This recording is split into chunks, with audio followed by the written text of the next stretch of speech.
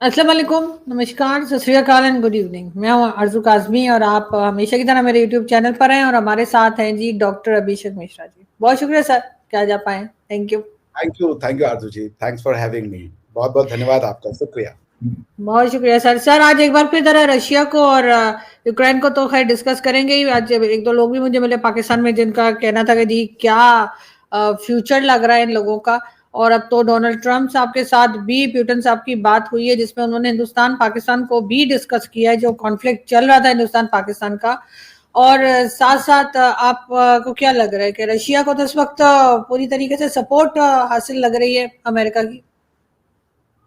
नहीं, देखिए, न्यूज में जो आ रहा है वो पूरी स्टोरी तो होती नहीं है। वो स्टोरी एक पर्टिकुलर नैरेटिव को पैडल करने के लिए दी जाती है। अब बिहाइंड द फोन, चूंकि 1 घंटा 5 मिनट की बात चली, अगर आपने न्यूज रिपोर्ट्स पढ़ी हैं, या 1 घंटा 15 मिनट, हमें सवा घंटा इट्स समथिंग टू टॉक। तो इसका मतलब है कि बहुत वाइड रेंज इश्यूज पे बातचीत हुई है। और उसके बाद रशिया ने जिस तरीके का अटैक देखा है, अब उस अटैक की रियलिटी तो हमें पता नहीं चल रही कि किस स्केल पे डैमेज रशिया ने सस्टेन किया है। बट 2 दिन लगातार अटैक हुआ है। क्रीमिया का जो ब्रिज था, उस पर अटैक हुआ। और सबसे खास बात यह थी कि क्रीमिया जो है वो सिग्निफाई करता है रशिया की, जो रशिया ने जो टेरिटरी अपने अंदर यूक्रेन से लेके मिला ली थी। तो वो एक बहुत इंपॉर्टेंट एक जगह सिग्नलिंग थी on the part of Ukraine to escalate the war. क्योंकि अमेरिका ये बार बार कह रहा है कि अगर इस वॉर में पीस में जाना है तो यूक्रेन को क्रीमिया भूलना पड़ेगा। क्वेश्चन ये है कि what happened to Donetsk and Luhansk, ये जो दो एरिया हैं जिन पे रशिया का प्रेजेंट अभी कब्जा है, उसका क्या फ्यूचर होगा? क्या वो भी रशिया एनेक्स कर लेगा?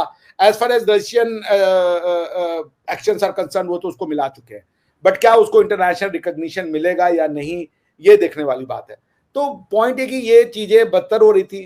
ट्रंप साहब का पर्सनल जो पर्सनल ईगो कह लीजिए, या पर्सनल जो उनका पॉलिटिकल कैपिटल है, वो स्टेक पे है, वो अभी ठीक नहीं चल रहा। तो उनको चाहिए मदद। उन्होंने ये कहलवा दिया क्रेमलिन से कि जी, जो इंडिया ने और पाकिस्तान के बीच में जो हुआ है उसमें उनका हाथ था। यही मैसेज आया ना।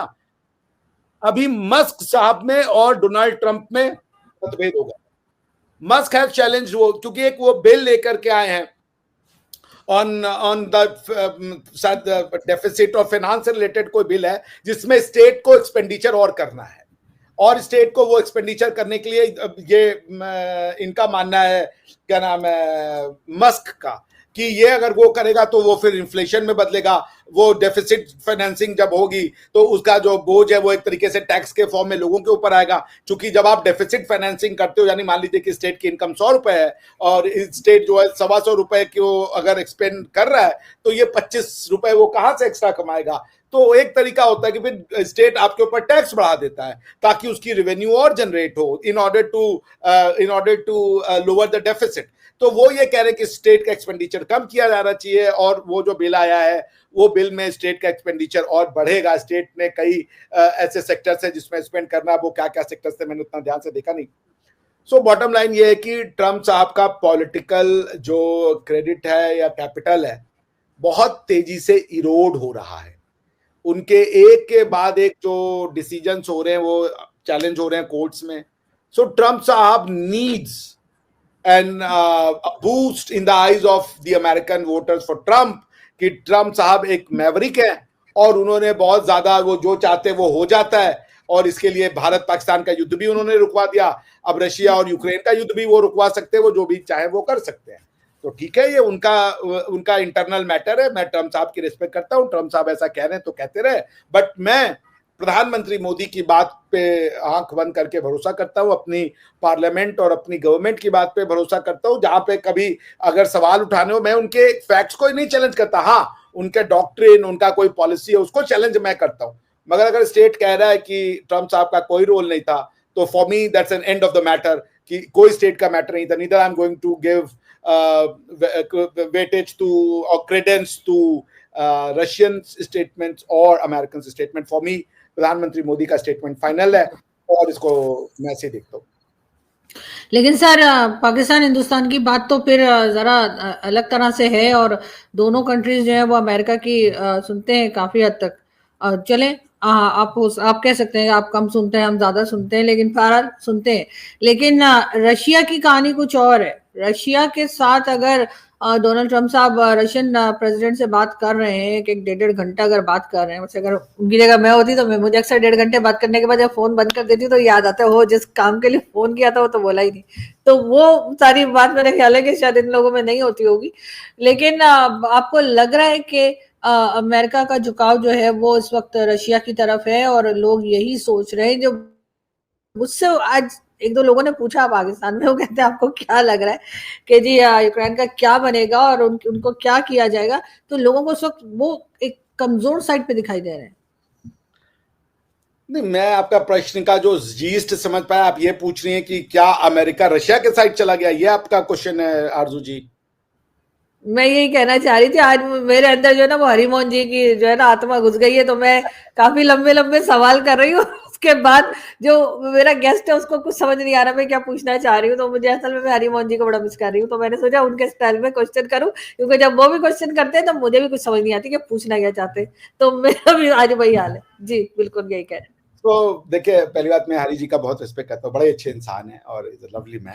तो देखिए, मैं ये बात आपको मैं कहना चाह रहा था कि जो वर्ल्ड ऑर्डर है या जो इंटरेस्ट है वो बहुत तेजी से कोलाइड होते हैं। देखिए, ये कोई किसी के साइड वाइड नहीं होता। ट्रम्प साहब की गोटी फंसी हुई है, वो अभी उनका he has a fall out with Musk. उसके बाद उनके और भी जो पॉपुलैरिटी लेवल है वो उतनी अब स्ट्रांग नहीं रही, धीरे धीरे धीरे it is eroding, although still it's very strong. उसके बाद पुतिन साहब also wants to come out of the war. वो उसको एस्केलेट तो नहीं करना चाह रहे। अगर वो बातचीत कर रहे हैं ट्रम्प साहब से, अगर वो बातचीत कर रहे हैं किसी और से, तो इसका मतलब है कि इसको एस्केलेट करना तो दोनों पार्टी नहीं चाह रही है, उसको यूक्रेन एस्केलेट करना है। और ये बात वो शायद समझाना चाह रहे होंगे कि जेलेंस्की साहब जो है वो किसके कहने पे ऐसा कह रहे हैं, वो इस वॉर को कहां लेके जाना चाहते हैं। क्या जेलेंस्की साहब ये कन्विंस्ड है कि वो अपने बलबूते पे फाइनेंशियल और वेपनरी और आर्म्स एंड एम्यूनेशन और ट्रेनिंग और जो लोग हैं वो यूक्रेन के बूते पे वो लड़ाई लड़ लेंगे? अगर वो इतना कॉन्फिडेंट है सो भाई मेरा तो हैट्स ऑफ है।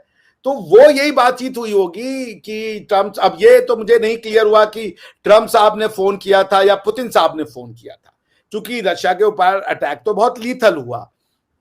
बट पॉइंट ये कि कम्युनिकेशन गैप नहीं रखना चाह रहे हैं। ट्रम्प साहब शायद ये कहना चाह रहे होंगे कि देखिए, हमने इसमें कोई रोल नहीं प्ले किया, ये जो किया है जेलेंस्की साहब ने रशिया के अंदर जाकर के 3-4 जगह मुर्मांस्क और जगह पे जाकर के अटैक किया है, हमने नहीं किया है।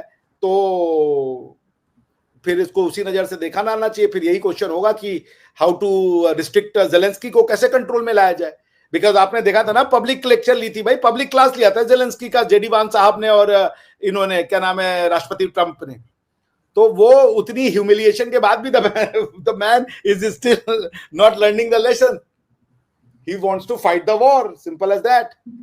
तो आप उनको नहीं रोक सकती हैं। तो अब वही है कि इस वॉर का लेकिन फिर वो वॉर क्यों लड़ना चाहेंगे सर, उनका क्या फायदा है? वो तो जैसे मैंने कहा कि वो तो हमें इतना स्ट्रॉन्ग कंट्री के तौर पे या लीडर के तौर पे दिखाई नहीं दे रहे, तो उनका तो नुकसान ही है अगर वॉर चलती रहती है तो। यूरोप एक जिद्दी और एक एरोगेंट लोगों की कंट्री है, ठीक है ना। They are very arrogant, they are very जिद्दी। वो आपको भले आके पीस का पाठ पढ़ाएं, लेकिन वो दुनिया भर में जाके बमबारी करते हैं। नेटो क्या है? नेटो में कौन है आखिर? अमेरिका और ये यूरोपियन फोर्सेस ही तो है ना। तो अभी कल मेलोनी साहिबा ने राष्ट्रपति मैक्रोन को डांट लगाई। उन्होंने कहा तुमने जाके लीबिया में मारकाट मचाई है और 1-2 कंट्री अफ्रीका में जाकर के तुमने जो है बर्बादी की है, वहां के लोग यहाँ आ रहे हैं और हमें आप शिक्षा दे रहे हो। तो आई नो यूरोपियंस की प्रॉब्लम है कि वो समझते हैं उनको दुनिया का सब कुछ आता है। द पॉइंट इज दैट उन्होंने कुछ चीजें अचीव की हैं, बट ये दुनिया में सब कुछ वो जानते हैं, ये सच नहीं है। दुनिया में वो सबसे अच्छे लोग हैं, ये भी सच नहीं है। एरोगेंस की कोई सीमा होनी चाहिए। ठीक है ना, आपने ये जरा सा आपको 1950 के बाद से या 1940-42 में से ये आपने इंडस्ट्रियल रिवॉल्यूशन करके 4-5 अच्छे घर क्या बना लिए, सड़कें क्या बना ली और पानी पीने की सुविधा क्या बात कर लिया। आप तो दुनिया को लगे वो समझाने, हमने तो ये सड़कें बनाना, ये शहर बनाना और ये रोड बनाना हमने आज से 10,000 साल पहले ही करके दिखा दिया था, हड़प्पा, मोहनजोदाड़ो, राखी कड़ी और ये सब में। तो हमें ये सब ना बताए, हम कॉलोनाइजेशन का शिकार हुए और उसको हम धीरे धीरे वी आर रिकवरिंग।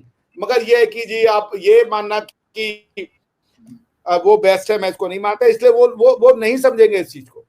भाई उन्होंने, भाई आज बताइए विश्व में सबसे ज्यादा लड़ाई पिछले 100 साल में किसने लड़ी है? अरबियों के लिए, अरबों और तुर्कों के अलावा जिन्होंने रिलीजन के नाम पे, इस्लाम के नाम पे लड़ी। उसके बाद अगर कोई आता है तो वो यूरोपीय आता है। भाई दुनिया की उन्होंने मार करके अपने आप को मारा। वर्ल्ड वॉर 1 में 1916 में वर्ल्ड वॉर 1 हुआ, 1919 में खत्म हुआ, फिर 1935 में शुरू हो गया। मुश्किल से जिसे कह लिए 16 साल के अंदर में सेकेंड वॉर उन्होंने लड़ना पड़ गया। आज फिर यूरोप 1945 के बाद से 4 यूरोप 2 या 3 लड़ाई तो मुझे याद है। युगोस्लाविया में लड़ाई हो चुकी है, उसके बाद यूक्रेन कॉन्फ्लिक्ट आपने देख लिया, ठीक है ना। वेस्ट यूरोप थोड़ा बहुत पीसफुल रहा है अभी, कि इनके अभी ऐसे कोई फ्लैग्रेशंस ऑफ वॉलेशन नहीं हो रहे हैं। मैं फिर कह रहा हूं आपसे कि देखिए ये जो वेस्टर्न माइंडसेट है ये बहुत जिद्दी है। मैं रहा हूं, मैं जर्मनी, मैं यूरोप में रहा हूं, मैं स्विट्जरलैंड में रहा हूं। आप उनके एरोगेंस को नहीं जानते, आप उनकी बात नहीं बोलेंगे ना, आपको वो डिसमिस कर देंगे, फेल कर देंगे। मुझे उन्होंने किया था। मेरी बार एक मेरी प्रोफेसर से विचारों के आदान प्रदान में लड़ाई हो गई, उसने मुझे फेल कर दिया उस सब्जेक्ट में। सर आपने पढ़ा नहीं होगा, आप उसका नाम लगा रहे हैं टीचर का। नहीं, मैं जो बोल रहा हूं मैं जानता हूं मैं क्या बोल रहा हूं, बिकॉज की जो सर वो ये चाहते हैं कि टीचर को अगर पसंद नहीं तो वो फेल कर देगा, ये तो हमारे यहाँ का तरीका है। यह तो आपका है ना, ये है, मैं वो बता रहा हूं। उन्होंने मुझे उसलिए फेल किया कि मैं उनके हिसाब से नहीं चल रहा था।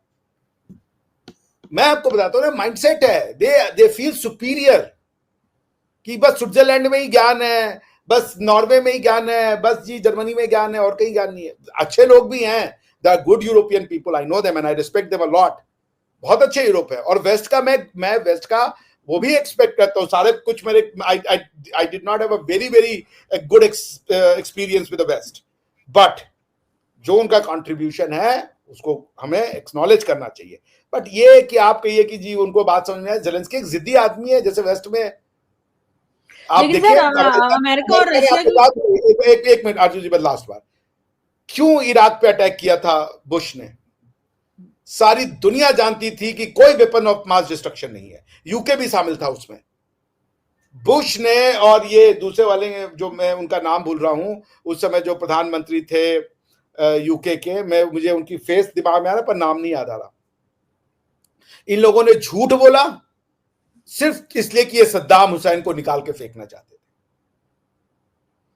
झूठ बोल करके इराक में इतने बच्चों को मार दिया इन्होंने। तो सर वो तो इन्होंने हमेशा से यूरोप और सर यूरोप और अमेरिका ने तो हमेशा से सर एक तरह का होल्ड अपना रखा है एशिया के ऊपर और गल्फ कंट्री। तो वही है, तो वो एरोगेंट लोग नहीं, होल्ड कोई नहीं रखा है ना ना ना ना ना ना चाइना उनके होल्ड में, ना इंडिया उनके होल्ड में। कुछ एक कमजोर स्टेट है आप जैसे, वो उनके होल्ड में होंगे। हम और उनके और चाइना भी उनके होल्ड में नहीं है। उनकी तो डरी चाइना से, इसलिए मेरे दोस्त वो करीब आ रहे हैं। कोई उनके होल्ड में नहीं है। कहां है आप? अमेरिका आ गया था वियतनाम ने ठीक ठाक ठोक दिया। कोई होल्ड में, आप होल्ड में हैं ये मैं मानता हूं, क्योंकि आपकी मजबूरी है। सर अब घूम फिर के हमारे ही पहुंच जाए करें। मैं गल्फ कंट्रीज की बात कर रही हूँ। वियतनाम नहीं है, वियतनाम सद्दाम हुसैन और ईरान, इराक वॉर, या कह लीजिए कि सऊदी अरेबिया और जितनी गल्फ कंट्रीज हैं उसको तो उन्होंने अपने होल्ड में रखा ही हुआ है ना, कंट्रोल में है वो लोग। तो वो डेमोक्रेसी नहीं है इसलिए होल्ड में रहती है। उनको सपोर्ट चाहिए वहां पे अपनी गवर्नमेंटल पावर के लिए। आपको भी इसीलिए चाहिए। मुशर्रफ साहब को जब फोन किया था जॉर्ज बुश ने, तो उसके पीछे स्टोरी है कि जॉर्ज बुश और उसकी जो टीम थी वो लोग बैठे, उन्होंने कहा यार हम उनको 9 डिमांड्स बताएंगे या 7 या 9 डिमांड्स बताएंगे। उनकी एक्सपेक्टेशन ये थी कि पाकिस्तान मिनिमम 4 तो मानेगा या 3 तो मान ही लेगा। उन्होंने कहा हाँ जी मुशर्रफ साहब मैं बुश बोल रहा हूँ। उन्होंने कहा क्या है सर? उन्होंने कहा वॉर ऑन टेरर में हमारे साथ हो। उन्होंने कहा जी बताइए क्या करना है? उन्होंने कहा ये 9 डिमांड है। उन्होंने कहा सारी एक्सेप्टेड। वो कह रहा, वो हैरान हो गया। उन्होंने कहा ये क्या हो गया? तो पॉइंट ये है कि आप जब, जैसे मोदी जी हैं, मोदी जी क्यों लड़ गए वेस्ट से, अमेरिका से? और अमेरिका को, आपको क्या लगता है ये बुरा नहीं लगता जब हमने S-400 ले लिए, हम रशिया के साथ खड़े हो गए, उनका ऑयल खरीदा हो, तो उनको क्या लगता है, आपको बुरा नहीं लगा होगा? प्रधानमंत्री मोदी को वो ऐसे ही छोड़ देंगे? प्रधानमंत्री जी ने वेस्ट से लोहा लिया, आपको वो दिख रहा है। अब कनाडा के भी उसमें नहीं गए प्रधानमंत्री जी, भले ये कॉमीज जो है जो भी उसको कह के प्रोपोगेंडा करे, लेकिन वो नहीं गए क्योंकि कनाडा के साथ हमारे संबंध अच्छे नहीं थे जब तक वो एंटी इंडियन फोर्सेस को कंट्रोल नहीं करेंगे। तो बॉटम लाइन ये है कि आप ये जान लीजिए कि जो कंट्रियां डेमोक्रेसी में आती हैं, जो लोगों के वोट से आती हैं, उनको डर नहीं होता।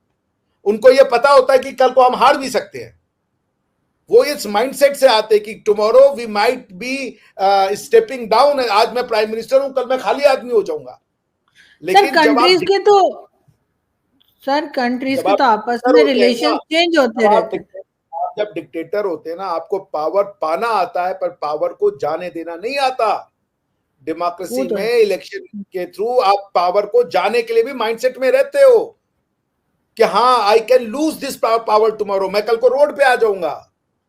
ये माइंड में रहता है लोगों को। जब जो डिक्टेटर बनता है वो पावर तो एब्सोल्यूट पा जाता है, मगर वो फिर डरता है कि ये पावर मुझसे छीन ना ले जाए। अब उससे पावर जो छीना जाता है वो नॉर्मली वायलेंस होता है, उसकी हत्या कर दी जाती है, उसके अगेंस्ट में कॉन्स्पिरेसी होती है।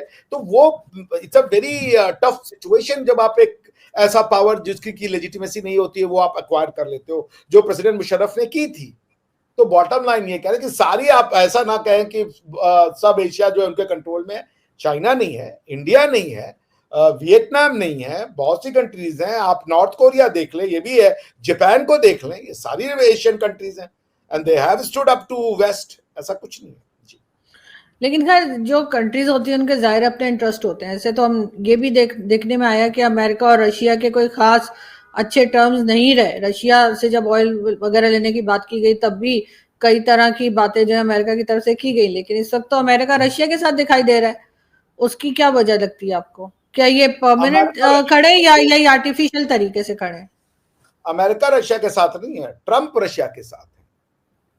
आपको समझना, दोनों अलग अलग है। आप दोनों को अलग अलग ले आए।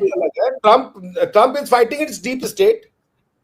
ट्रंप साहब डीप स्टेट से फाइट करके आए भाई, अपनी जान धोखे में डाल करके ट्रंप साहब यहाँ पे आए। डीप स्टेट जो है वो बाइडेन के साथ था। बाइडेन साहब ने जो है वो जाते जाते, याद है यही सिचुएशन आई थी, एक लॉन्ग रेंज की मिसाइल मरवा दी थी जाते जाते बाइडेन साहब ने रशिया के अंदर। अगर आपको वो याद नहीं, उस समय हो गया कि वर्ल्ड वॉर हो जाएगा, वर्ल्ड वॉर हो जाएगा, उस समय भी वर्ल्ड वॉर नहीं हुआ था। पॉइंट यही है कि जो ये ट्रंप साहब है वो जो डीप स्टेट है अमेरिका का, उसके फेवर में नहीं रहते हैं और वो ये चाहते हैं, उनके वो पुतिन साहब को पसंद करते हैं। मैं स्वयं पुतिन साहब को पसंद करता हूँ, बहुत अच्छे मनुष्य हैं। मैं रशिया को बहुत पसंद करता हूँ, I love Russia. Russian people are nice people, very very lovely people. इसलिए ये दोनों के आपस की केमिस्ट्री है। ये कोई डीप स्टेट अमेरिका के साथ नहीं। जो वेस्टर्न फिलॉसफी में है वो रशिया से एक रखते हैं, और जो ये एंग्लो सेक्शन कैथोलिक या एंग्लो सेक्शन जो लोग हैं, ये they don't have a love for India. आप वेस्टर्न मीडिया देख लें, देयर आर गुड पीपल। आप वेस्टर्न मीडिया देख लें, they have no respect for India. वो इंडिया को हमेशा निगेटिव न्यूज में रखते हैं, निगेटिव न्यूज में हमेशा। वेस्ट में इंडिया के लिए कोई पॉजिटिव न्यूज नहीं छपती। यहाँ गरीबी है, भुखमरी है, स्लेवरी है, मुसलमानों के साथ परसिक्यूशन है, क्रिश्चियनों के साथ परसिक्यूशन है, यहाँ पे सबके साथ परसिक्यूशन है। हम परसिक्यूशन करने वाले लोग हैं। तो ये रशिया की और अमेरिका का प्यार नहीं है।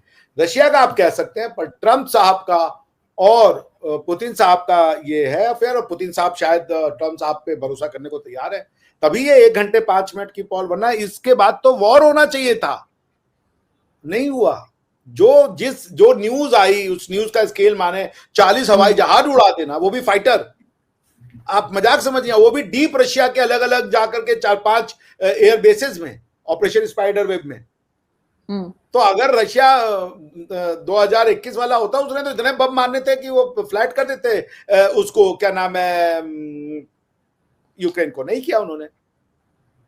नहीं सर, ऐसा हो जी जी जी। बॉटम लाइन में ये कह रहा हूं कि अगर ये कुछ ट्रीटी होगी भी ना, ये कोई लॉन्ग लिव नहीं होगी। उसका रीजन ये है कि जो अमेरिका में जो फोर्सेस हैं वो नहीं चाहते कि रशिया पीस में रहे, ये सच है। There are forces in west who doesn't like लेकिन ये रशिया। चीज रशिया को भी समझनी चाहिए, इसलिए कि जाहिर है कि अमेरिका कोई रशिया का दोस्त नहीं है, तो जो कुछ अमेरिका की तरफ से या ट्रम्प साहब की तरफ से बताया जा रहा है, सुनाया जा रहा है, मेरे ख्याल उस पर भी पूरी तरीके से भरोसा नहीं होगा। जो कंट्रीज भी हैं वो अपना इंटरेस्ट भी देखेंगी ना, ये तो नहीं है कि ट्रम्प साहब ने कुछ कह दिया है तो रशिया मान जाएगा। Everything is transactional, everything is transactional. तो ये कोई स्ट्रेटेजिक अलायंस नहीं है, ये कोई एक जिसे कह लीजिए, it's not the alliance of trust, respect और convergence, it's an alliance of convenience. समझ नहीं आप, कल को ये कन्वीनियंस खत्म होगी, वो जी फिर देखें आप, जैसे पाकिस्तान और इंडिया, जब पाकिस्तान का बंगाली जो ईस्ट पाकिस्तान था और वेस्ट पाकिस्तान था, वो आ तो गए जी टू नेशन थ्योरी के नाम पे, क्योंकि हिंदू नफरत कॉमन थी। हिंदू गायब हो गया, ये गायब हो गए। तो ये याद रखिएगा ना कि जो आपसे नफरत करते हैं ना, आप ये देखेंगे कि आपसे नफरत करने वाले लोग सारे इकट्ठे हो जाएंगे, लेकिन वो आपस में कोई प्यार नहीं करते। ये याद भी आई नो, ये बात मेरे ख्याल ये बात मैं बहुत अच्छे से समझती हूँ, और इस बात को मैंने बड़ा एक्सपीरियंस भी किया है, और लास्ट 2-2.5 साल से मैं इस चीज को बहुत फेस कर रही हूँ, तो मैं बिल्कुल समझती हूँ आप जो बता रहे हैं। बहुत शुक्रिया सर कि आपने आज ज्वाइन किया, थैंक यू।